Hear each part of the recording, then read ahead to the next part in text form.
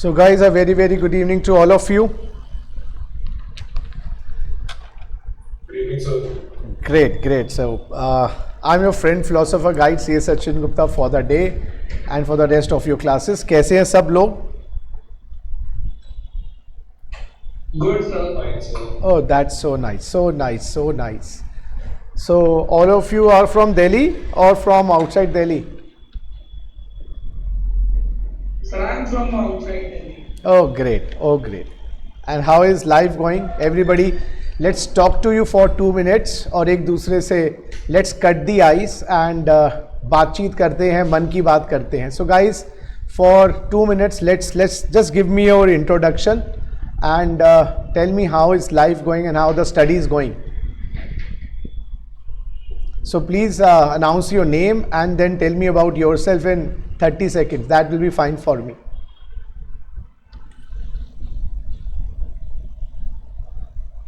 किसी से भी स्टार्ट कर सकते हैं, शर्माओ मत. You can just start with anyone.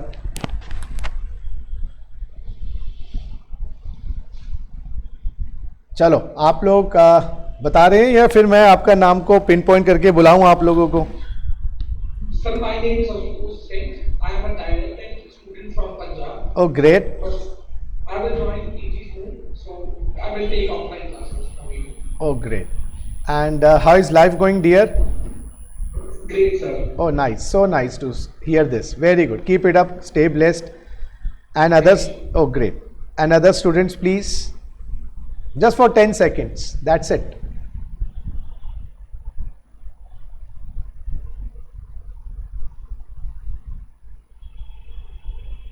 Good evening, sir. I'm Shab. I'm from Boston Republic, Azerbaijan. Oh, great. And I'm just taking demo for a few classes, so I'm just have to decide now. And if I ask you, why do you want to become a CA? So, honestly, salary prospects. Obviously, money is the very important thing. So I think you are on the right track. बोलते हैं ना, no honey without money.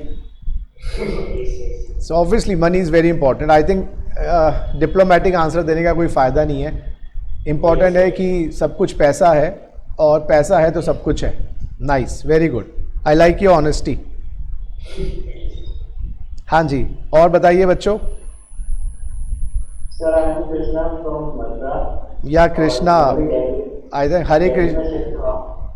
Hare Krishna.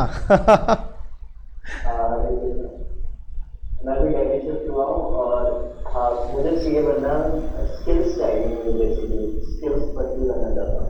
हाँ, I think if I may correct you, पहले हम पढ़ाई कर लेते हैं, एग्ज़ाम क्लियर कर लेते हैं अच्छी तरीके से और then you know things will start. अभी तो प्रायोरिटी हमारी should be to clear the exams. Yes और नो? यस. हाँ, बहुत बड़ी, वेरी गुड. होगा यार. देखो, dedication is very important, planning is very important, execution is very important और लास्ट में एक अमाउंट ऑफ फेथ आपके दिल में होना चाहिए. कोई भी कोर्स कर रहे हैं आप. For example, I became a CA 20 years ago and there are 9 chartered accountants in my family. So एक मन में तमन्ना थी 6-7 स्टैंडर्ड से ही CA बनना है और एक तमन्ना मन में थी, आरजू मन में थी, एक जज्बा मन में था और हम बन गए. तो वही वाली बात है कि वो एक शाहरुख खान की मूवी मुझे याद आ रही है जिसमें बोलते हैं कि अगर आप किसी चीज़ को शिद्दत से चाहो तो सारी कायनात भी लग जाती है आपको उसको मिलवाने के लिए. तो मेरा भी लाइफ का इंटेंशन यही रहता है, किसी भी चीज़ को करना है तो फुल डेडिकेशन से और फुल फोकस से करना है और सारी चीज़ें अपने आप फॉल इन टू प्लेसेस हो जाता है. तो वही आप लोगों के लिए भी मेरी यही राय रहेगी कि आप कोई भी काम करें बड़ी प्लानिंग से और बड़ी शिद्दत से करें और पूरे फोकस से करें. चारों तरफ इधर उधर दिमाग लगा रहेगा, ये भी कर सकता हूँ वो भी कर सकता हूँ, फिर कोई फ़ायदा नहीं है. सो यू नो, पढ़ाई तो मैं आपको करवा ही दूंगा. ऑब्वियसली इतने साल हो गए मुझे पढ़ाते हुए, but the point is the fire should be in your belly. अगर आपके बेली में वो फायर है, things will work out. Obviously they have to work out. Some setbacks can come today tomorrow, but setbacks किसकी life में नहीं आए? सभी की लाइफ में आए हैं. From Amitabh Bachchan to any other person, सभी की लाइफ में सेटबैक्स आए हैं. But you should not feel you know saddened by any setback. You should keep on trying और हमारे हाथ में ट्राई करना ही है. हमारे हाथ में ट्राई करने के अलावा नहीं है। सो आप लोगों ने अपना इंट्रो दिया, वेरी नाइस। मैं आज जो आपको पढ़वाने वाला हूँ that is my favourite subject, my bread and butter, taxation. Whatever I am today is because of taxation. So you know I owe my existence because of taxation. तो इतना मेरा प्यार है और वही मैं चाहता हूँ आप लोगों को भी इस सब्जेक्ट से करना है। It's a very rewarding subject. In fact if I may take liberty, so कोई और ऐसा सब्जेक्ट नहीं है जो आपकी रियल लाइफ से इतना कनेक्टेड है। सारे सब्जेक्ट्स आप पढ़ते हैं, कुछ ना कुछ सब्जेक्ट्स छूटते चले जाते हैं। अगर हम बात करें स्कूल के कितने सारे सब्जेक्ट्स पढ़े थे, आज उनकी कोई रेलेवेंस नहीं है। अगर हम मैथ्स की भी बात कर लें, एलिमेंट्री मैथ्स हमें पता होनी चाहिए, लेकिन वो ट्रिग्नोमेट्री एंड इंटीग्रेशन या डिफरेंशिएशन इस टाइप की चीज़ें हमने पढ़ी थी, that has no relevance for us today. But tax ऐसा सब्जेक्ट है from the peon to the prime minister, everybody required sound knowledge of taxation. These days आपने वो जीएसटी कट्स के बारे में सुना होगा, रेट रैशनलाइजेशन के बारे में सुना होगा। तो ये सारी knowledge you going to get from practical life also. तो this is the subject which is the most connected with practical life. इसमें मैं कोई बड़ी बात नहीं बोल रहा, ये तो बिल्कुल नॉर्मल बात है। सो आज के जो लेक्चर में होने वाला है, मैं आपको सब्जेक्ट के बारे में, मेरी अप्रोच के बारे में, how we are going to go about the classes, उसके बारे में बताने वाला हूँ, सो दैट यू नो पहली क्लास है, पता होना चाहिए टीचर आपका कैसे आपको आगे लेके जाएगा, कैसे हैंड होल्डिंग होगी, कैसे हम आपको टेस्ट और ये होमवर्क दिया करेंगे, क्लास में कैसे हम काम करेंगे। लेकिन मेरी अप्रोच बड़ी सिंपल है। अगर मैं 100 बात की एक बात बताऊँ, we have to go to the basics. Until you go to the basics, tax समझ नहीं आने वाला, और आ भी जाएगा तो मार्क्स स्कोर करना बहुत मुश्किल है। आपने देखा ही होगा recently, tax paper is always very tricky and to top it all, even the paper is good, the marks are always less. So the important is to build your a strong foundation. एक बार अगर आप लोगों की अच्छी नींव डल गई ना, तो वो सालों साल चलती है। पुरानी मॉन्यूमेंट्स देखी होंगी ना आपने, हमारे हिंदुस्तान में जो बनी हुई हैं, 300-400 साल की इमारतें अभी भी चल रही हैं, क्योंकि स्ट्रॉन्ग फाउंडेशन है। सो इम्पॉर्टेंट यही है कि हम अपना स्ट्रॉन्ग फाउंडेशन करें। और फाइनल में तो आपके 6 सब्जेक्ट में 2 सब्जेक्ट्स हैं टैक्स के, 1/3 of the entire CA final is taxation. तो कितनी इंपॉर्टेंस है भाई इसकी, आप समझ सकते हो। सीए इंटर में भी इंपॉर्टेंस है, फाइनल में भी इंपॉर्टेंस है, रियल लाइफ में भी इंपॉर्टेंस है। अभी tax will help you to score marks, and in real life में just like me, tax is helping me to earn money. तो इसलिए you need to be an expert, और life में success जब ही मिलेगी when you are expert in anything. So my intention is to make you an expert in taxation. The things which I learn from my gurus, I am going to pass it on to you. ठीक है guys, बढ़िया। Are you people excited? I am very excited for the show, and I think you should also feel excited for this class and every other class also. So should I proceed guys? I hope everybody is like in top gear. Yes. Oh, great, nice, very nice. And I want my classes to be interactive. It should be a two-way communication, though we are sitting kilometers apart, but I feel your presence in front of me by the use of technology. And you should also feel ki Sachin sir is just sitting in front of us. Can you feel that? Yes, sir. Oh great, ठीक है, झूठा ही बोला but बोल तो दिया, nice. चलिए, सो आज की क्लास में थोड़ा सिलेबस के, या प्लीज गो ऑन बच्चे, please go on. Screen zoomed है बच्चे, लेट मी चेक। तो हम मिनिमाइज कर देते हैं आपके लिए, देखिए ज़रा, इज इट ऑल राइट? अभी भी स्क्रीन दिख नहीं रही। अभी चेक कर लेते हैं बच्चे। अब ज़रा देखिएगा, स्क्रीन सही है?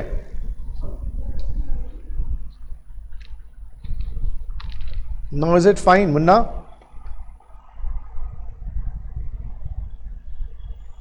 प्लीज। अभी भी नहीं सर। नहीं, स्क्रीन में क्या प्रॉब्लम आ रही है बेटा? मतलब सिर्फ आप ही दिख रहे हो, पीछे जो ब्लैक बोर्ड है दिख नहीं रहा। अच्छा, व्हाट इज टेक्स्ट दिखा हुआ नहीं दिख रहा है, वो स्क्रीन शेयर ऑन नहीं हुई होगी बेटा, रुक जा। टेक्स्ट दिख रहा है। बट ये आपको क्या तो कर देंगे एडजस्ट। नहीं, आपको व्हाट इज टेक्स्ट दिख रहा है? मैं छोटा सा दिख, टेक्स्ट का टेक्स्ट ही दिख रहा है सिर्फ। अच्छा, मैं एक बार देख लेता हूँ मुन्ना।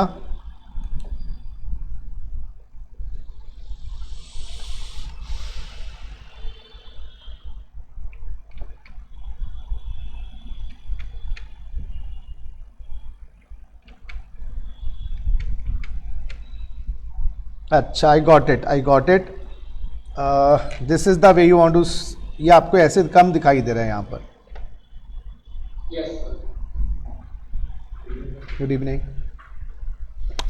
इसको ठीक करने के लिए Munna, just let me check.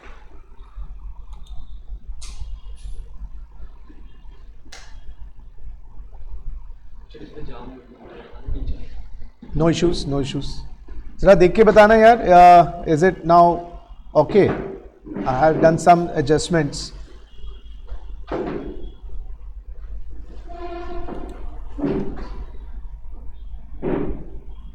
So I think for showing full screen, you need to share the screen. Just a second, guys.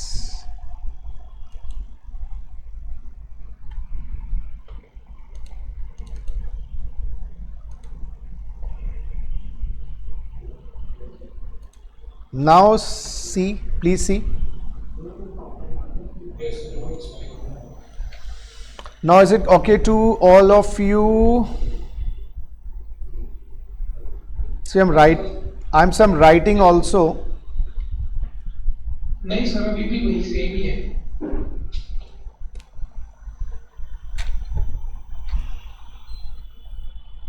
Let me do couple of troubleshooting things myself. If There, I can see your screen. no, can you see me? Sir, And- then what is tax is written? Yeah, and I think फिर who is having the problem specifically? Okay, okay. Master stage. हाँ, great, great, great, great. चलो, so all set guys, all set. So perhaps today is our first introductory class, so I'm not going to make it very heavy for you. My aim is to learn text with fun. मज़े से करेंगे, पूरा करेंगे syllabus 100%, that is my aim. चलो जी, let's start with the blessings of God Almighty. पहले तो ये बताओ सारे बच्चे, what is text? text क्या होता है? बताइए, what is text? What do you feel? So it is a type of transfer payment. It is a type of transfer payment. Yeah, good. आप बताइए the children in the classroom. Sir, tax is a kind of Pain. It's a kind of a pain. pay for us only. It's a pain given by Nirmala Sitharaman ji. No, it's not a pain. It's a pain for the larger good. Yeah, please go on. Please go on.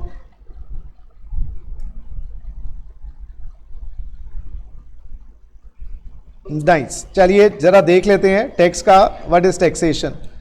So taxation is guys lagaan. You know seen this movie Aamir Khan की?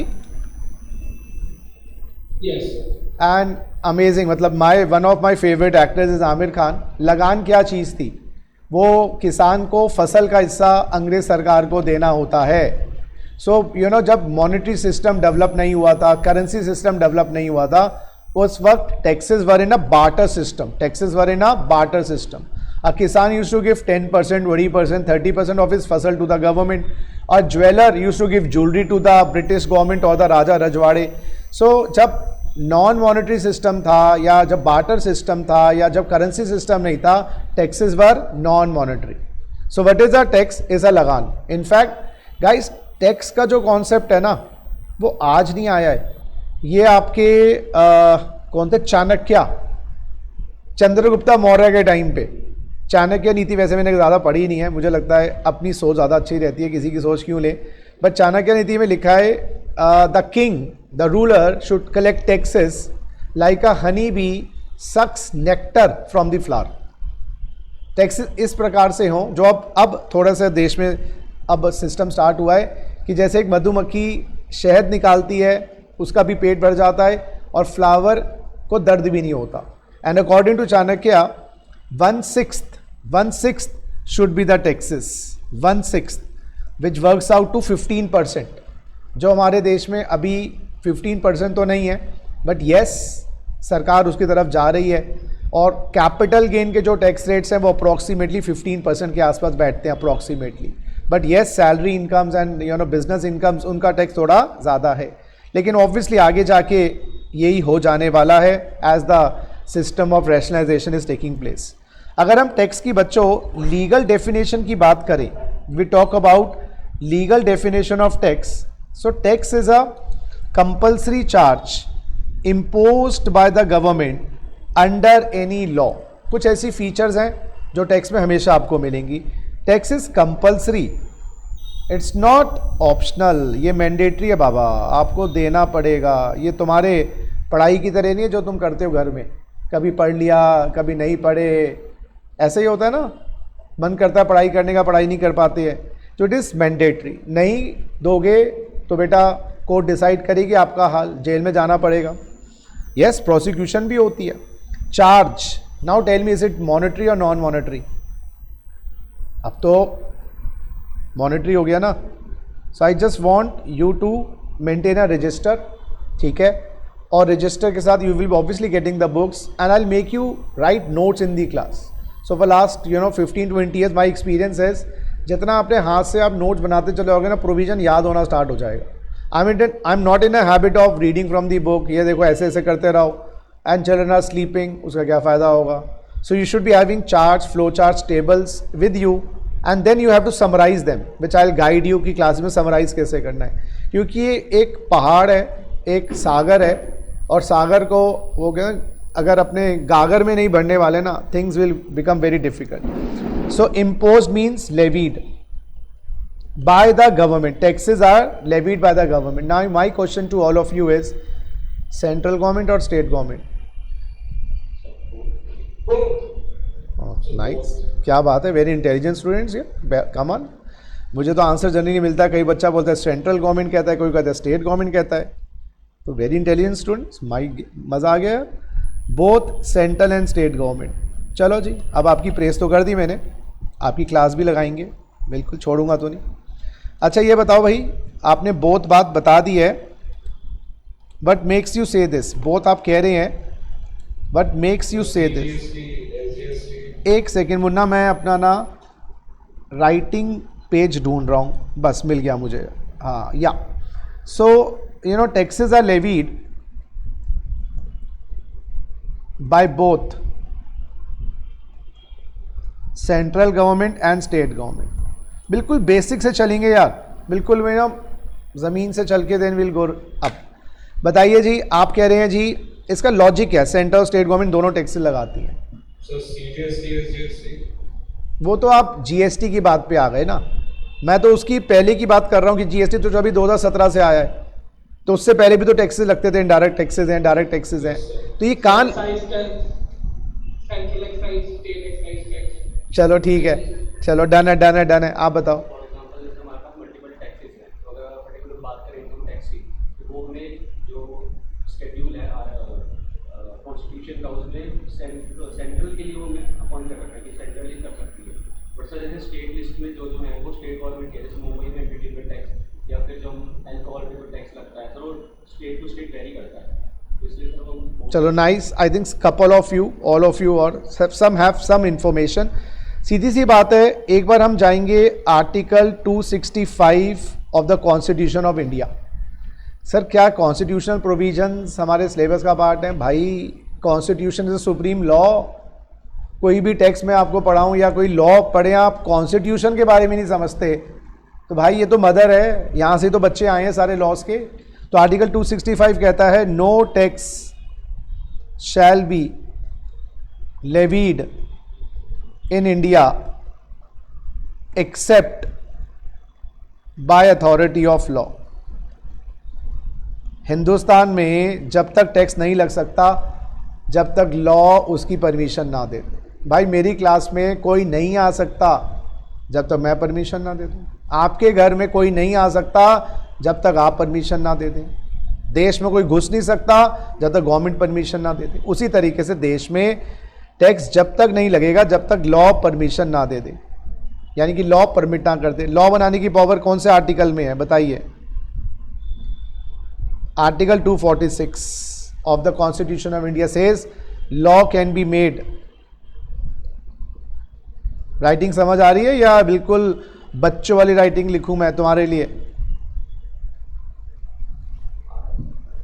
Cursive writing की जगह वो A for apple, B for boy, C for cat.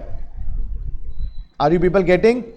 So law can be made either by parliament और state legislature. साफ कर दिया, parliament law बनाएगी या स्टेट लेजिस्लेचर लॉ बनाएगी? Parliament is controlled by central government, nice, and state legislature is controlled by state government. Parliament में जो लोग बैठते हैं उनको क्या कहते हैं? एमपीज। और Members of Parliament. ग्रेट। और पार्लियामेंट में कितनी पार्लियामेंट है हमारे देश में?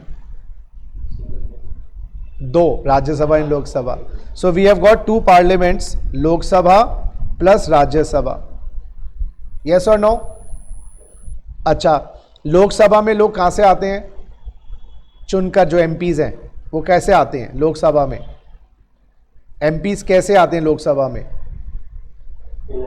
इलेक्शंस। यस, हर 5 साल में हमारे इलेक्शंस होते हैं, जैसे 2004, 2009, 2014, 2019, 2024, 2029 में इलेक्शंस होंगे। 2004 और 2009 में मनमोहन सिंह जीत के आए थे। 2014 में आपके मोदी जी 1.0, 2019 में मोदी जी 2.0 एंड 2024 में लग रहा है अब तो यही रहेंगे, 2024 में मोदी जी 3.0, है ना। उससे पहले 1999 में वाजपेयी साहब। इस टाइप से हर 5 साल में इलेक्शंस होते हैं। आई सपोज 544 या 545 सीटें लोकसभा की, डिवाइडेड बाय 2 कर दीजिए, 272 सीटें जिस पार्टी की या जिस समूह की आ जाती है उसकी गवर्नमेंट बन जाती है, वो पार्लियामेंट को कंट्रोल करती है, लोकसभा को। राज्यसभा का कंट्रोल किसके पास होता है? उसके भी एमपीज होते हैं। वो एमपीज कहाँ से टपकते हैं या कहाँ से आते हैं? नहीं, राज्यसभा के एमपीज कहाँ से आते हैं?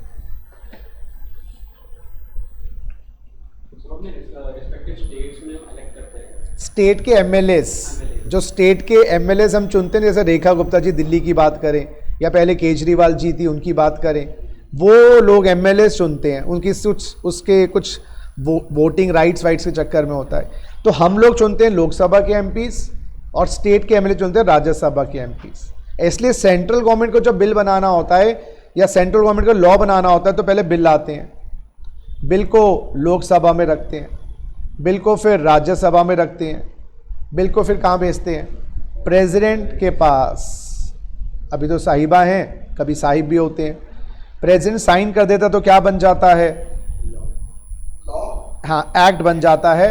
An act is a enforceable law. Without their act, without act law can not be enforced. And guys, act applicable कब होगा? जब notify, Date notified. Yes, notified in the official gazette.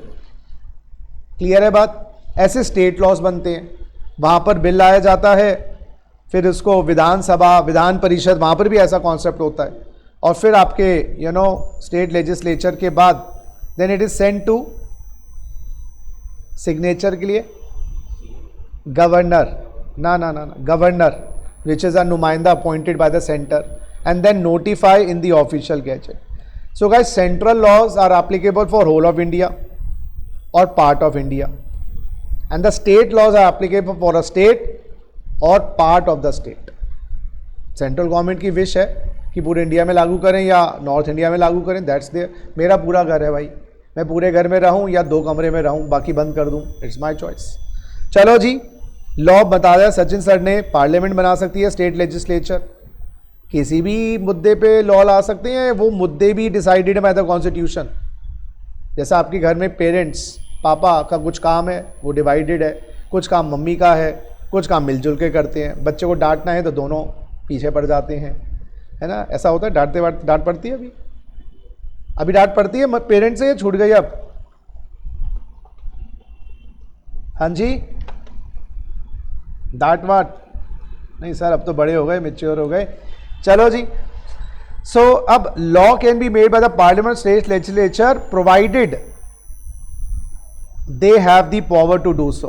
O my god, they have the power to do so. उनके पास power होनी चाहिए law बनाने की, वो प्रोसेस है ये। तो अगर उनका पावर नहीं है, they can not make the law. Authorisation होनी चाहिए कॉन्स्टिट्यूशन से। ये पावर कहाँ दी हुई है गाइस? ये पावर दी हुई है शेड्यूल 7 ऑफ आर्टिकल 246। ये जो पावर दी गई है गाइस, शेड्यूल 7 ऑफ आर्टिकल 246, इसमें है, आपका नाम क्या था? रॉनिक। 3 लिस्ट्स इस शेड्यूल 7 में, आर्टिकल 246 में लिस्ट है। पहली है जी बच्चों, बताइए, यूनियन लिस्ट, दूसरी स्टेट लिस्ट, और तीसरी, क्या बात है, क्या बात है। So items which are there in the union list, who can make the law? Items which are there in the state list, who can make the law? And items which are there in the concurrent list, central government plus state government together, they can make the law. You getting it? Now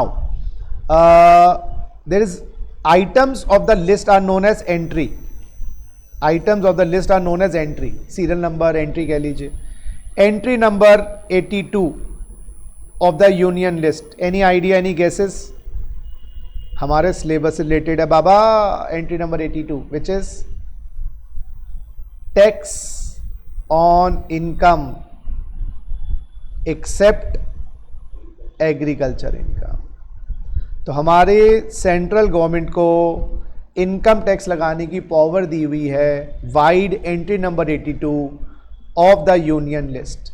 and guys, central government can tax any income in India except खेती की income, whether is dividend, whether is salary, whether is business, whether is interest.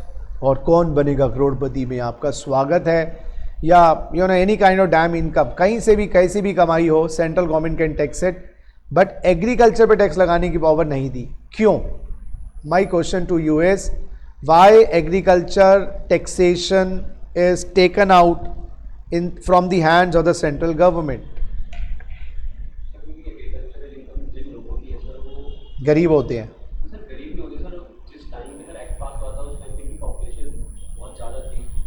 यह आप बोल रहे हैं कि हमारे देश में एग्रीकल्चर प्रधान देश है। जब 1961-62 के अंदर ये लॉ आया था तो ये एग्रीकल्चर प्रधान देश, तो एग्रीकल्चर प्रधान देश तो अभी भी है।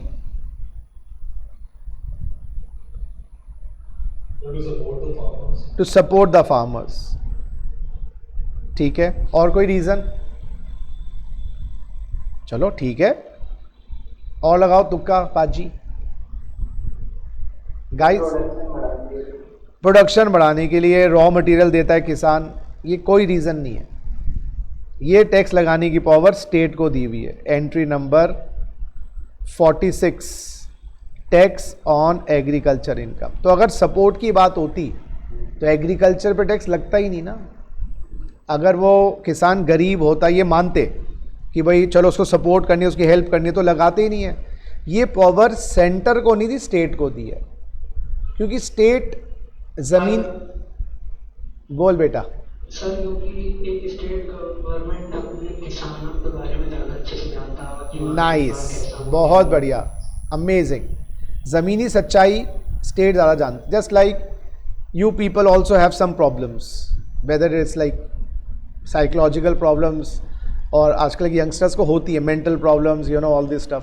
तुम्हारे पेरेंट्स को नहीं लगेगा बच्चा तो बिल्कुल सही था, भाई साहब ये इसको तो कोई प्रॉब्लम नहीं है, लेकिन तुम्हारे जो दोस्त हैं ना वो सब जानते हैं तुम्हारे बारे में। अच्छा बेटा तेरी बंदी भाग गई थी, they know at the same level, you know, though I am obviously elder than you, but I can you know relate to you. I am not so elder than you, but still. तो वही वाली बात, जो same level पे होता है ना वो जान सकता है, ऊपर बैठे हुए लोगों को नहीं पता। और हमारे देश में एग्रीकल्चर हर स्टेट में होती भी नहीं है, तो सेंट्रल लॉज बना देंगे तो बड़ा नुकसान है भाई, समझो ना। अगर यहाँ पर बच्चे सब अलग अलग हैं, एक ही इंटेलिजेंस लेवल के होते तो कोई दिक्कत नहीं। एग्जाम्पल दे रहा हूँ मैं। उसी तरीके से जब यू नो वेरिएशंस बहुत है हमारे स्टेट बाय स्टेट, तो स्टेट को पावर दे दी, आप लगाना चाहें लगाएं, ना लगाना चाहें ना लगाएं। तो agriculture income tax is a state subject, whereas non agriculture income tax is a centre का सब्जेक्ट। क्लियर है बात? तो income tax is levied by the centre on all incomes except agriculture income. चलो जी, मेरा question ये, GST कौन सी list में है? क्योंकि लिस्ट में नहीं है ना, तो आप टैक्स लगा ही नहीं सकते हिंदुस्तान में। कौन? अच्छा, एक एंटी क्लाइमैक्स कर देता हूं। आपने कहा जी सेंट्रल और स्टेट गवर्नमेंट की जो कॉन्करेंट लिस्ट है, no power to levy tax, no power to levy tax. Guys, tax लगाने की पावर दी हुई नहीं है कॉन्करेंट लिस्ट में। पता था झगड़ा हो जाएगा इनका। हमारे कॉन्स्टिट्यूशन मेकर्स ने पावर्स को टैक्स की कहा जी कुछ टैक्स तुम ले लो। जैसे छोटा सा कुछ मैं टैक्स की और बात करूं, जैसे एंट्री नंबर 83, एंट्री नंबर 84, ये आपके कस्टम्स, ये आपके इंपोर्ट ड्यूटीज़, ये सारी एंट्रीज हैं इसकी। दो हमारे सिलेबस का दो पार्ट नहीं है ये। सॉरी, ये मेरे यहाँ पर लिखना था। यहाँ पर एंट्री नंबर 82 है, तो 83, 84 आपकी कस्टम्स और एक्साइज ड्यूटीज़ यहाँ पर आ जाती हैं। स्टेट लिस्ट के अंदर और सारी एंट्रीज हैं। मैं उन्हीं टैक्सेस की बात कर रहा हूँ क्लास में जो हमारे सिलेबस का पार्ट है। हमारे सिलेबस में 50 मार्क्स का is income tax and 50 marks का is GST, not even custom, not even excise. तो ये तो क्लियर हो गया, income tax is a central subject, और इसी कारण इनकम टैक्स एक्ट पास की गई है, income tax act 1961। It is going to be replace soon, yes, but हमारे लिए अभी इनकम टैक्स एक्ट 61 है। मे बी इन फाइनल और surely in final you going to study the new act, but अभी आपको पढ़ना अपने सी इंटर के एग्जामिनेशन के लिए इनकम टैक्स एक्ट 61। क्वेश्चन मेरा वही है, जीएसटी कौन सी लिस्ट से लगता है? और अब पहले मैंने एंटी क्लाइमैक्स कर दिया, सेंटर और स्टेट गवर्नमेंट मिलकर कोई टैक्स नहीं लगा सकते क्योंकि कॉन्करेंट लिस्ट में पावर ही नहीं है। तो फिर जीएसटी कैसे एक्टिवेट हुआ? That is my question. Sir, GST इनमें से किसी भी लिस्ट में नहीं है, वो उसकी लेवी करने की पावर आर्टिकल 246 से आई है। 246A। हाँ, लॉ अमेंड कर दिया गया, कॉन्स्टिट्यूशन अमेंड किया गया। जैसे घर में ना आपके गेस्ट आते होंगे, लेकिन अब बहुत सारे गेस्ट आ रहे हैं, घर में जगह ही नहीं है, तो आपने गेस्ट हाउस ले लिया, वहाँ पर अपने रिश्तेदारों को ठहरा दिया। तो एग्जिस्टिंग फ्रेमवर्क में ड्यूअल टैक्स सेंटर और स्टेट गवर्नमेंट इकट्ठे लगाने की पावर ही नहीं थी। That's the reason bye constitution 101 amendment act 2016 constitution बदल दिया गया और एक नया एड्रेस जीएसटी को लगाने के लिए कॉन्स्टिट्यूशन में डाला, and that is article 246A, और उसमें लिख दिया जीएसटी कैन बी लेवीड और will be levied by central government plus state government together, and the parliament and state legislature will make laws. अब ज़रा समझते हैं अपने सिलेबस के बारे में guys. So we have got two taxes which we need to study, income tax, yes sir, and GST, both 50 marks each. हाँ जी, income tax levied through which article? Article 246. GST levied through which article? 246A. Income tax levied through which entry? Union list, entry number 82, and all incomes except agriculture income, and friends state list entry number 46 agriculture income. Which list for GST? No list for GST guys, there is no list whatsoever. Now tell me, is income tax a direct tax or indirect tax? It is a direct tax. Great. Is GST an indirect tax? Yes. Can anybody give me the legal definition of direct tax and indirect tax? Direct tax income पे direct लगाया जाता है और income tax जो indirectly मतलब जो भी goods खरीदते हैं या इनडायरेक्टली लगाया जाता है वो। अच्छा, जो डायरेक्टली हो गया वो डायरेक्ट, और जो इनडायरेक्टली हो गया इनडायरेक्ट। इनकम पे लगता है उसे डायरेक्ट टैक्स बोलते हैं। अच्छा, ये तो आप एक एग्जाम्पल के रूप में समझा रहे हो ना। फ्लावर क्या होता है, रोज, लोटस। अब मैं आपको बताऊं, डायरेक्ट टैक्स वो टैक्स होते हैं जिसका बर्डन जिस पर्सन पे आएगा वही पे करेगा, लेकिन इनडायरेक्ट में क्या होता है कि जिस पर्सन पे बर्डन आएगा उससे अनदर पर्सन पे करेगा। So you talking about the burden of taxation can be shifted, जिसकी करनी उसकी भरनी, वो डायरेक्ट। तू प्यार है किसी और का, तुझे चाहता कोई और है, मतलब तू इनकम है किसी और की, या तू टैक्स है किसी और का, देगा कोई और है। तो अगर हम डीप में जाएं, एक बार लिखना स्टार्ट करना है इसको। Open up your registers, now write some key things. I want to dictate things, वो थोड़ा सा लिखना स्टार्ट करें। And I will tell you how to make summary notes for every class. So we will be writing notes in the class and then we'll summarize also. You know, you should be having a checklist, her chapter की checklist. ये करना है तो question ऐसे solve होगा, ये करना है ऐसे सॉल्व होगा। तो ये लिखिए ज़रा फटाफट। Article 265, no tax shall be levied in India except by authority of law. हाँ जी, ऑनलाइन स्टूडेंट्स, आप बच्चों ने लिखा नहीं लिखा? ऑनलाइन स्टूडेंट्स, मेरे प्यारे प्यारे बच्चों, आपने लिखा ये बात? Yes, sir. लिख लिया है ना? ग्रेट। आप थोड़ा स्पीड करके लिख लेना बच्चों यहाँ पर। So article 265, no tax shall be levied in India except by authority of law. And article 246, law can be made either by the parliament और state legislature. Law can be made either by the parliament और state legislature. एक constitution की app भी download कर लीजिए play store से या app store से, you will find.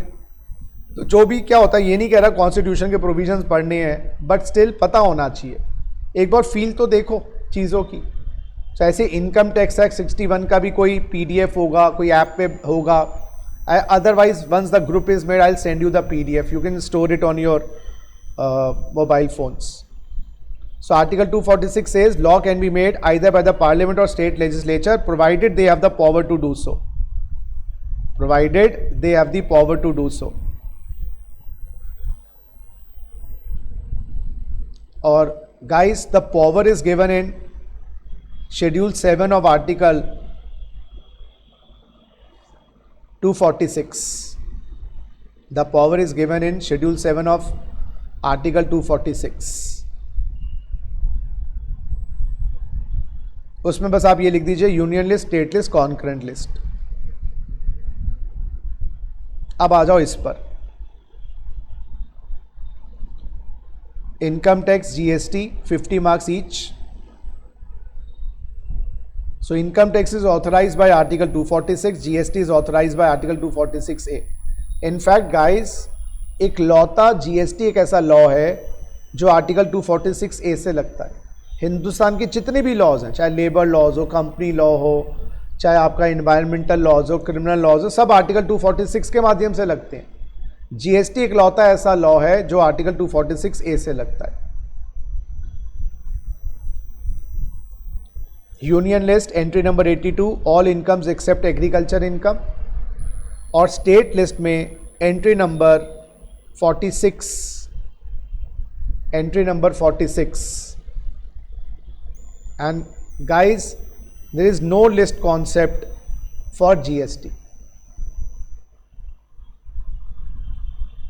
Income tax is DT, your indirect tax is GST, or GST is indirect tax. Now, what is direct tax? Guys, impact and incidence, or I should say the reverse. चलो, I think ये भी better है। Impact and incidence on same person.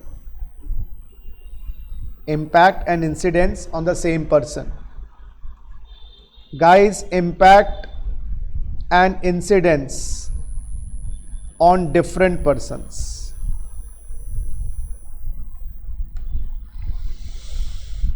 What is impact? Levy. And what is incidence? Borne by. BORNE, borne by. लगा किस पे, भरा किसने, crime किसने किया, सजा किसको मिली। अगर वो दोनों सेम है वो डायरेक्ट हो गया, क्राइम किसी और ने किया, सजा कोई और भुगत रहा है, वो इनडायरेक्ट है। चलो जी, इनकम टैक्स का इम्पैक्ट किस पे आता है बताइए, इम्पैक्ट ऑफ इनकम टैक्स किस पे आता है?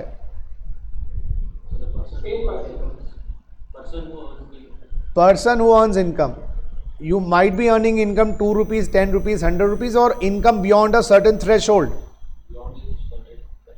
Income beyond a certain threshold. Person having total income exceeding an exemption limit. Person having total income beyond an exemption limit. We are going to discuss about the exemption limits. Yes. Person having total income beyond the exemption limit. And guys, इसका incidence किस पे आएगा? Is it not the same person or is it a different person? क्या आप लोग, अच्छा एक promise करोगे आप लोग मुझसे सारे, आज पहली क्लास है सर, आज पहले दिन ही प्रॉमिस करवा लोगे, बोलो प्रॉमिस करोगे मेरे लिए? कर दो ना, एक बार झूठा ही खुश कर दो टीचर को। अच्छा, मेरा इनकम टैक्स तुम दे दोगे? नहीं सर, ऐसा प्रॉमिस नहीं कर पाएंगे, ये सर प्लीज प्लीज सर ऐसा नहीं। Obviously you won't pay my income tax, I can't shift the burden to you, neither will you take it. So impact will be on the same person. बताइए जी, GST का impact किस पे आता है? Impact of GST नहीं, लगाया किस, लगा, इम्पैक्ट का मतलब है लेवी, किस, supplier of goods or services or both. Obviously that has to be taxable goods and is a registered person. So supplier of goods or services or both. Supplier of goods or services or both. Yes or no? And guys, who is going to bear the incidence? I should say the buyer. The ultimate incidence is on the buyer, but जैसे the manufacturer will shift the burden to the distributor. Distributor will shift the burden to the wholesaler. Wholesaler will shift the burden to the retailer, and ultimately the retailer is going to bear the brunt. Why? He cannot shift it. So the incidence of GST is on the recipient of goods or services or both. That's why we call it indirect tax. In final level you are going to study custom law also, which is also part of indirect tax. और वहाँ पर 100 number की you are going to study 2 subjects. यहाँ पर at least there is 1 subject, but I feel sincerely 2 subject हो जाएं for inter also. GST अपने आप में एक परिपूर्ण subject है. Income tax अपने आप, तो I am teaching you 2 subjects for the price of 1. It's very unjustified. So I sincerely request institute makes 2 subjects, so my income will also get double, and I can, things will also be easy for me. But vast बहुत, it's too vast. And then the city never sleeps, tax never ends. It is just like that. चलो जी, यहाँ तक clear हो गई बात. Let's come back to our PPT.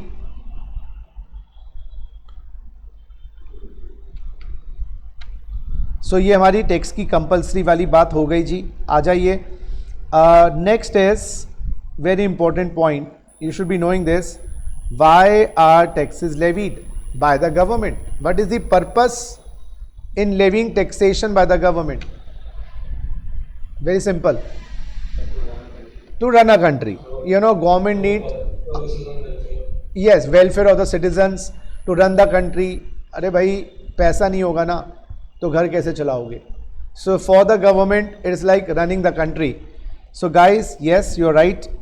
You see metro project in Delhi, how the commuting has become so easy. I still remember my college days. Parents to never give me the car, but अब कुछ करके दिखाओ पहले. भाई बसों में धक्के खाते थे, but अब you got AC वाली metros, and with a fare of 30-40 rupees you can travel the length and breadth of the city. Next, let's talk about flyovers, underpasses, bridges. पूरी काया पलट गई। मैं दिल्ली की बात कर रहा हूँ क्योंकि आई एम ए दिल्ली आई, बाकी अपने आपके शहरों में भी आपने देखा होगा कितना डेवलपमेंट हो रही है। एजुकेशन की बात करें, private schools these days are making a killing, 30,000 per month, 20,000 per month की फ़ीस होती है। सरकारी स्कूलों की फ़ीस इट्स ओनली 1,000 2,000। तो भाई अगर टैक्सेस नहीं दोगे ना तो गरीब बच्चा कैसे पढ़ेगा? अमीर बच्चे तो पढ़ा लेंगे, अमीर माँ बाप तो पढ़ा लेंगे, गरीब आदमी कैसे पढ़ाएगा? That's the reason of levying taxation. हमें लगता है नहीं ये तो यार लूट रही है सरकार, लूट नहीं रही है भाई, देश को चला रही है, समझना पड़ेगा। उसके बाद हेल्थ केयर, कोविड हुआ and how many people loss their lives, लेकिन वैक्सीनेशन बनाई गई और फ्री में प्रोवाइड की गई। 800 रुपये के शॉट्स थे, 2 शॉट्स लगवाने थे, बूस्टर के बाद 3 हो गए, 2400 रुपये, और 4 के लोग लगा लो जी कितना खर्चा बैठ जाता। All was financed by the government because we pay taxes. Taxes नहीं देंगे तो गवर्नमेंट हेल्थ कैसे प्रोवाइड करेगी लोगों को? That's the reason. और वो 2 बूंद ज़िंदगी की, वो भी तो टैक्सेस के कारण पॉसिबल हो पाता है। Otherwise we don't pay taxes, how will things work out? Government को तो देश चलाना है ना, आप तो अपना घर चलाने की बात करते हैं। उसी तरीके से डिफेंस की बात कर लेते हैं गाइस। अभी रिसेंटली आपने देखा ऑपरेशन सिंदूर हुआ, सो उसके अंदर अगर हमारे पास कैपेबिलिटी नहीं होती, how would we have taken revenge? तो that's the reason of levying taxation. China एक साइड पे है, कितना हॉस्टाइल नेबरहुड है हमारा। सोचिए ज़रा, बांग्लादेश अपने आप में और आजकल उठा पंगे ले लेता है। तो अगर हमारा डिफेंस स्ट्रांग नहीं होगा, हाउ कैन वी सर्वाइव? पहले लड़ाइयाँ होती रहती थी आज से 200-250 साल पहले, ये राजा ने वहाँ। सोचो जब सिक्योरिटी की भावना नहीं होगी काम कैसे चलेगा? तो that's the reason guys, that is the reason of levying taxation. Sir, is this the only reason for levying taxation? So write down reasons for levying taxes. So first reason क्या आया बच्चों निकल के? Revenue. Government needs revenue. And why does government needs revenue? To run the country, simple as that, to run the country. उसमें monetary policies, fiscal policies, health, education, defence, everything is covered to run the country, to run the show. सीधी सी बात है, to run the show. Now guys, apart from revenue source to the government, taxes के 3 reasons और होते हैं which people don't know और you might be knowing. या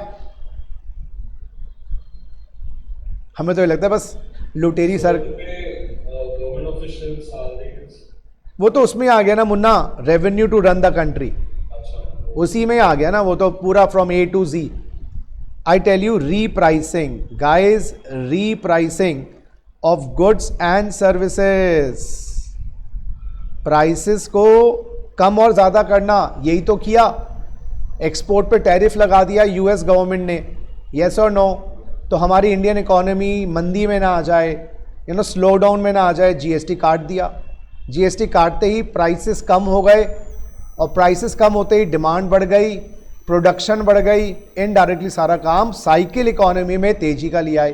सो टैक्सेस खाली रेवेन्यू कमाने के लिए नहीं होते हैं, चीज़ों को महंगा सस्ता, I can say it helps the government to control law of demand and supply with the help of tax, specifically indirect taxes also, and not about income tax also. Now till 12 lakhs you don't have to pay income tax, which I'm going to do the calculation today कि वो 12 लाख कैसे figure आता है। क्या exemption limit 12 lakh हो गई है या एग्जेम्पशन लिमिट 12 लाख से कम है?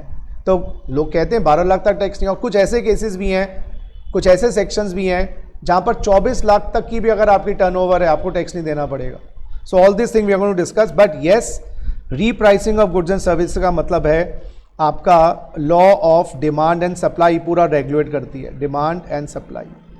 अगर टैक्सेस बढ़ा देते हैं चीज़ महंगी हो जाती है, स्पेसिफिकली इनडायरेक्ट टैक्सेस, और टैक्सेस घटा देते हैं चीज़ें सस्ती हो जाती हैं और एक तेजी का साइकिल इकोनॉमी में आ जाता है। सो टैक्सेस रेवेन्यू के अलावा डिमांड और सप्लाई को भी इफेक्ट करते हैं। और बताइए जी, एक और रीज़न सचिन सर आप बताओ। Guys, redistribution of wealth, redistribution of wealth. You have heard about Robin Hood की कहानी, Robin Hood. So what Robin Hood used to do is he used to steal money from the rich people and distribute to the poor. Similarly government भी तो यही करती है, जिसकी मोटी जेब है उससे ज़्यादा टैक्सेस लेती है और गरीबों को सुविधाएं देती है, समानता रहती है, equality. So government wants equality of income in India. आपको ये पता होगा कि अगर आप 40-50 लाख रुपए कमाते हैं तो आपके टैक्सेस ज़्यादा होंगे, और आप 8-10 लाख कमाते हैं तो आपके टैक्सेस कम होंगे। So government takes more taxes from the rich people and less taxes, तो समानता रहती है। Let's take an example to illustrate my concept. एक क्लास में लड़का है टिंकू, क्लास में लड़का है टिंकू, उसके नंबर आए 40, और एक क्लास में लड़का है बिल्लू, बिल्लू के नंबर आए 80। अब बिल्लू ना बड़ा चढ़ा रहा है टिंकू को, देख यार तेरे 40 नंबर आए, फेलियर, कि मैं फेलियर कोई हूँ, मैं 40 तो आए हैं, मेरे 80 आए हैं। अब टीचर है ना, उसको सभी को इक्वल रखना है, तो टीचर ने क्या किया, बिल्लू के 20 नंबर काट लिए और बिल्लू रह गया 60 नंबर पे, और टिंकू की 20 नंबर जोड़ दिए, अब दोनों 60 पे आ गए। अब वो उछलेगा नहीं बिल्लू ज़्यादा, तो भाई जो ज़्यादा कमा रहे हैं ना उससे टैक्स ले लेते हैं बहुत ज़्यादा। अगर आप 1 करोड़ कमा रहे हो, आपके लगा लो 25-30 लाख रुपए टैक्स चले गए। इतना टैक्स जाने के बाद हम उछलोगे नहीं, फालतू में आप इधर उधर घूमते, यूरोप जाते, वो जाते, आपका टैक्स कट गया। और गरीबों से कम टैक्स लिया, तो वो इक्वालिटी ऑफ इनकम्स हो गई। मेरी समझ रहे हैं बात? जैसे 1 करोड़ कमाया, टैक्स से लग गया 30 लाख अप्रोक्सीमेटली, अभी तो आपको कैलकुलेशन 1 दिन में आ जाएगी, तो उसके बाद इन हैंड रह गए 70 लाख। और जिसने मान लीजिए 12 लाख कमाए, उस पर टैक्स हो गया नील। तो पहले डिफरेंस कितना था, 1 करोड़ और 12 लाख, अप्रोक्सीमेटली 8 to 9 टाइम्स। अब 70 लाख और 12 लाख डिफरेंस तो आया ना। तो वही बिल्लू और टिंकू वाली कहानी याद रखनी है, ज़्यादा कमा रहे हैं ज़्यादा ले रहे हैं, कम कमा रहे हैं उनको मिल रहा है बेनिफिट, इक्वालिटी रहती है, यूनिफॉर्मिटी रहती है। हमारे देश में झगड़ों का रीज़न यही है, अलग अलग रिलीजन है, अलग अलग वो हैं, यूनिफॉर्मिटी कर दें, इंसानियत को रिलीजन बना दें, काम ही खत्म, इंडिया विल बिकम सोने का चिड़िया। लेकिन हमारे पॉलिटिशियन समझे तो सही। एनी हाउ, एंड एक और टैक्स लगाने का रीज़न है विच यू माइट नो और don't know, is my babies representation, representation to the people. लोगों को बोलने का हक मिलता है टैक्सेस के कारण। अब all these classes which I am going to teach you, are these free classes और these are going to be paid, है ना? इफ दिस वुड है ना पेड, है ना? अच्छा ये फ्री होती तो मैं भाग जाता 2 क्लास पढ़ा के, आप मुझे पकड़ भी नहीं पाते, आप कोर्ट में भी नहीं जा पाते। मैं बोलते फ्री क्लास थी, मेरा मन नहीं किया, मैं भाग गया। अब पेड है ना, आप मुझे पकड़ लाओगे भाई, पताल से भी हो ना, पकड़ लाओगे, सचिन सर को पैसे दिए थे, तो आप मेरी अकाउंटेबिलिटी बनती है, और आपकी रिप्रेजेंटेशन आपकी ड्यूटी बनती है, यानी कि आपका हक बनता है। तो ऐसे टैक्सेस देते हैं ना, तो MP साहब, MLA साहब, कहाँ है हमारा पैसे का उपयोग, क्या कर रहे हो, RTI फाइल करो। और जहाँ आपने कुछ दिया ही नहीं तो गवर्नमेंट को कुछ देते हो तुम, जो कुछ मांग रहे हो। Just like pocket money guys, you people भी must be getting pocket money from your parents, yes और नो? वो पूछते भी तो हैं, कहाँ खर्च किया बेटा तूने पैसा। और पेरेंट्स मान लो कल, for the assume for God sake, तुम्हारा खाना बंद कल कर दें, तुम्हारे कपड़े बंद कर दें, तुम्हारी ट्यूशन की फीस बंद कर दें, पॉकेट मनी बंद कर दें, और फिर तुम्हें डांटे भी। With due respect to our parents, obviously फिर बोले पापा कुछ दे तो रहे नहीं हो, आप बोले जा रहे हो यार। तो वही वाली बात है, गिव एंड टेक रिलेशनशिप है। तो रिप्रेजेंटेशन का मतलब होता है guys say in the government. तो टैक्सेस के ना 4 R's होते हैं, these are 4 R's, revenue, repricing, redistribution and representation. Primary reason yes is revenue, but secondary reason repricing, redistribution और रिप्रेजेंटेशन भी होती है। जल्दी से लिख लीजिए, एक एक लाइन लिख लीजिए, बस पूरा नहीं लिखना है। Reasons for levying taxes, revenue, repricing, redistribution and representation. Revenue, repricing, redistribution and representation. Clear है guys? यहाँ तक give me an okay report. All the oh great. So now how many of you know about income tax calculation? How to calculate the tax, slab rates, education cess and all this stuff? How many of you do you know? Oh great, nice. So my face-to-face students know. And what about my online students? Do they know? Krishna knows, I suppose. Yes. Rest of you, don't worry. I'm not going to ask questions, don't worry. No, sir. Oh, that's so nice. Anybody else? If you know, also tell me.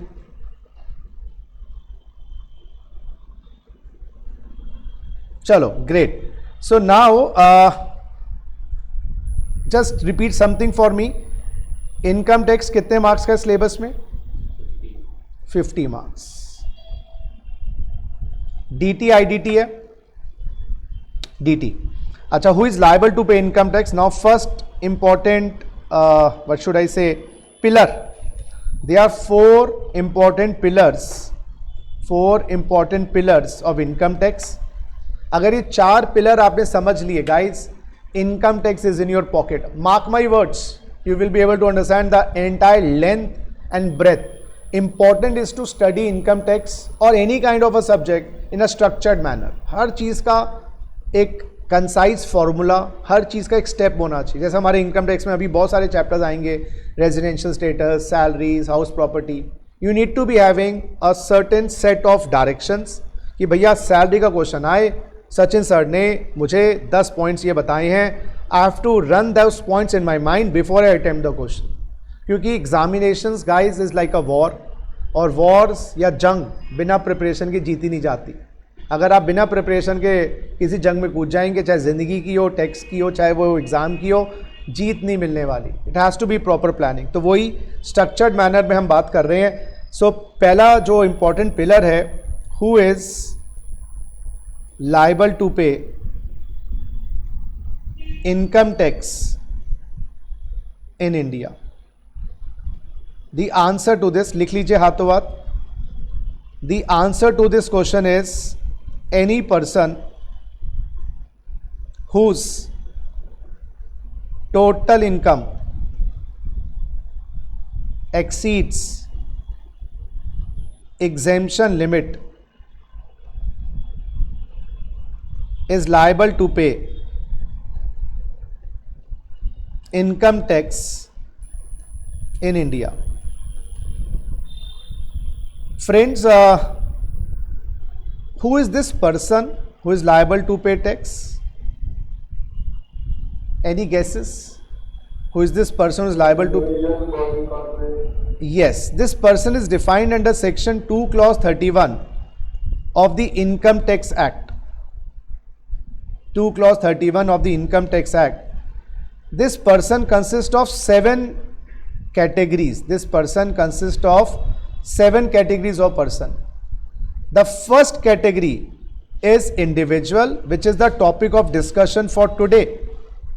Individual plus 6 other persons, which is going to come up in my subsequent classes. So for the sake of making things easy for you, I'm going to discuss today about individual. तो मैं अभी person में क्या substitute कर रहा हूँ, जल्दी बोलिए. But I am substituting in the person individual. Now tell me very simple thing, मुझे 2 शब्दों में पर्सन को डिफाइन, इंडिविजुअल को डिफाइन करिए. 2 शब्दों में इंडिविजुअल को डिफाइन करिए.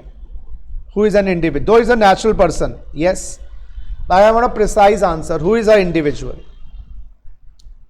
आई am an individual, you are individual. Rahul Gandhi ji is individual, Modi ji is individual, Amitabh Bachchan is individual. Now define in 2 words who is an individual. Yes, amazing. Human beings. Obviously, we don't behave like human beings sometimes, but still, human beings. Now tell me, human beings consist of males, female, third gender, fourth gender, minor, major, any. Guys, any. Income tax discriminate ही नहीं करता. Whether you are a child of 6 months or a old person of 90 years, income tax does not discriminate. You will be surprised to know even a child of 6 months is liable to pay income tax in India. How will he pay tax? That's a different story. He is doing a diaper ad, woogly woogly whoosh. He is also liable to pay tax. And even a lunatic, we are all sound mind, I suppose. Even a lunatic is liable to pay tax. Now how will he pay? he doesn't have a sense of his himself, but his guardian will pay. Even a convict who is in Tihar jail is liable. We are not talking about contractual capacity here. वो contractual capacity थी, alien वेलियन हम पढ़ते थे ना, वो as of majority, ये contractual capacity कोई, मैं इंडियन कॉन्ट्रैक्ट कोई पढ़ा रहा हूँ भाई, I am teaching you income tax. तो इंडिविजुअल में सब आएगा. बोलो जी गंजा आएगा, गंजा बाल वाला, अरे भाई साहब सब आएंगे, बोल तो दिया. Why you are saying this? अच्छा मैरिड आएगा, अनमैरिड, अरे भाई सब आएंगे, बात खत्म. Now any individual whose total income exceeds exemption limit. Now what is this exemption limit? It is वो पढ़ा आपने मास्लोस हियरार्की ऑफ नीड्स? अरे रहना, स्कूल तो गए हो तुम सब, स्कूल नहीं गए? पहले बेसिक नीड्स पूरी करनी है, फिर बेसिक नीड्स पूरी हो गई तो फिर अपनी वो लग्जरी नीड्स और सिक्योरिटी नीड्स पूरी करनी है. वो कहते हैं भूखे पेट भजन नहीं होता. अब मैंने 4 दिन से खाना नहीं खाया, मान लीजिए सब घर वाले गए हुए थे, स्विगी जोमेटो बंद हो गए और मेरे पास पिज़्ज़ा आ गया खाने के लिए, और आप लोग भी मेरे पास आ गए, Sachin sir we also want to share this. मैं I will not give you even a bite. भाई साहब 4 दिन से भूखा बैठा हूं मैं, तो आप क्या बोले, सचिन सर पहले आप खा लो, बचेगा तो देना. तो वही एग्जेम्पशन लिमिट बुनियादी नीड्स के लिए भाई, रोटी कपड़ा मकान, पहले वो पूरी करो और उसके बाद आपके पास पैसा आए ना, देन यू नीड टू पे tax. This is the exemption limit. Now what is the exemption limit for us? That I wanted to know from you. So 12 lakh तूने तो 8 रन्स मार दिए भाई. एग्जेम्पशन लिमिट बताओ गाइस.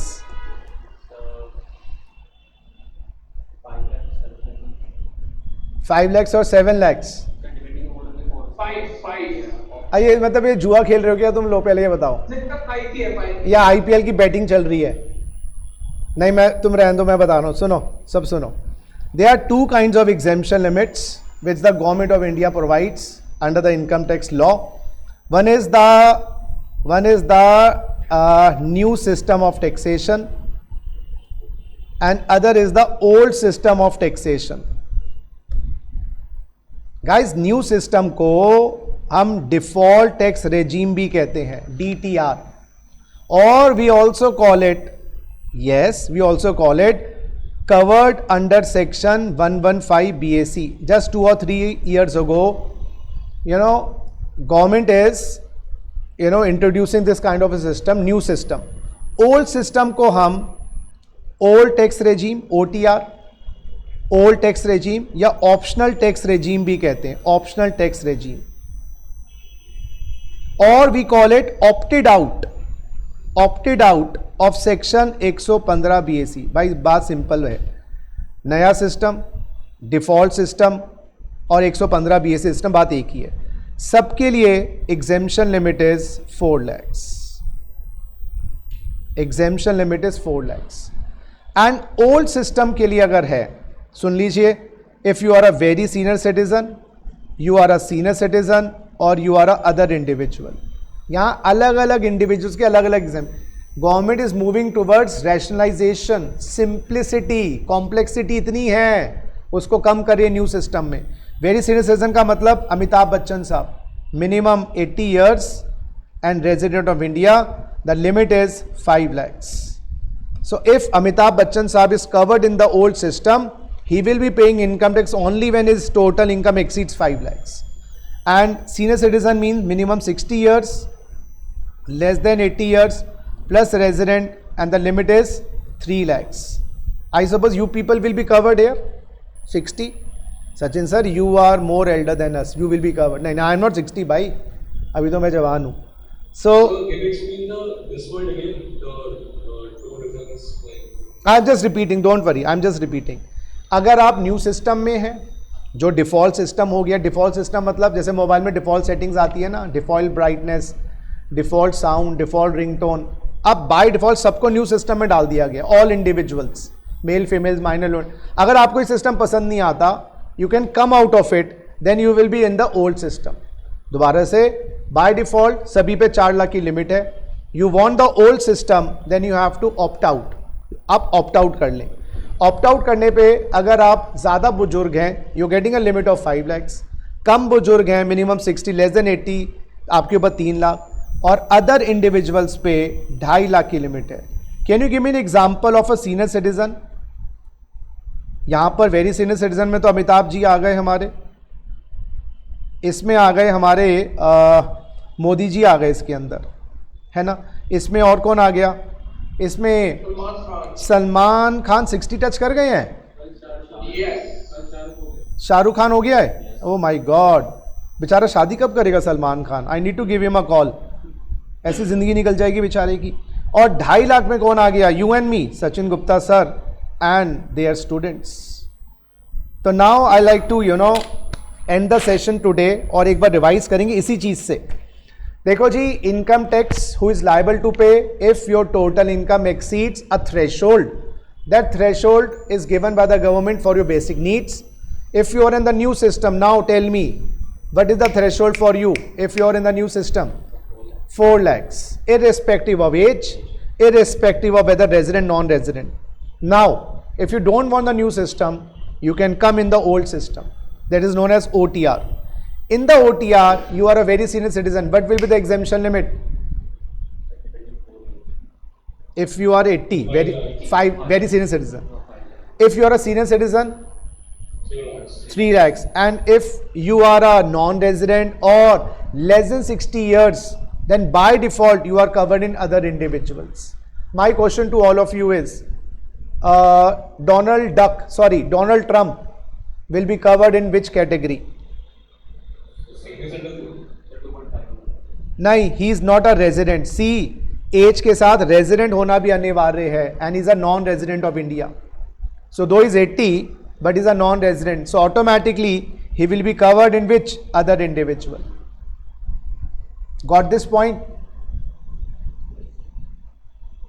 वेरी सीनियर सिटीजन के लिए 80 साल प्लस रेजिडेंट, सीनियर सिटीजन के लिए 60 साल plus resident. They are 2 conditions, not 1. Age plus residential status. चलो tell me, just we are just closing in 1 minute. Mister X DTR 85 years resident, tell me the exemption limit. X, yes, 85 guys, 85.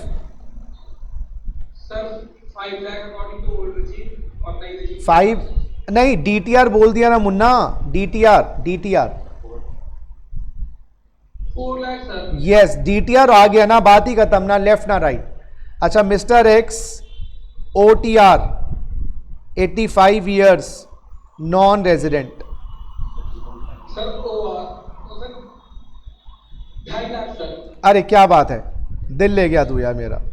Very good. Mister x plus OTR plus 85 years plus resident, So 5 lakhs also. 5 lakhs. Mister x OTR 65 years resident. Sir 3 lakh. 3 lakhs. And last but not the least for today, Mr. X OTR 65 years non-resident. So 2,50,000. Amazing. पूछिए जी, anything you want to ask for today? In the next session, I'm going to hit the nail on the head. When we start calculation of tax liability, वो 12 लाख की बात बताऊंगा कि exemption limit तो 4 है और government कह रही है 12 लाख टैक्स नहीं है. ये कैसे हो गया? क्योंकि यहाँ तो 4. Default tax regime, default tax system, default tax regime, इसको OTR कहते हैं, optional tax regime, old tax regime, और उसको डिफॉल्ट टैक्स रेजीम या न्यू टैक्स रेजीम, NTR भी कह सकते हैं. These are all nomenclature you can shift. So I loved the session thoroughly guys, and I hope you felt the same. Time का पता ही नहीं चला. So I got the instructions to switch to over the session. So we'll meet in the next session and we'll start doing the calculation. Yes, thank you guys, thank you, take care, love you all, God bless you, enjoy your life. Thank you sir.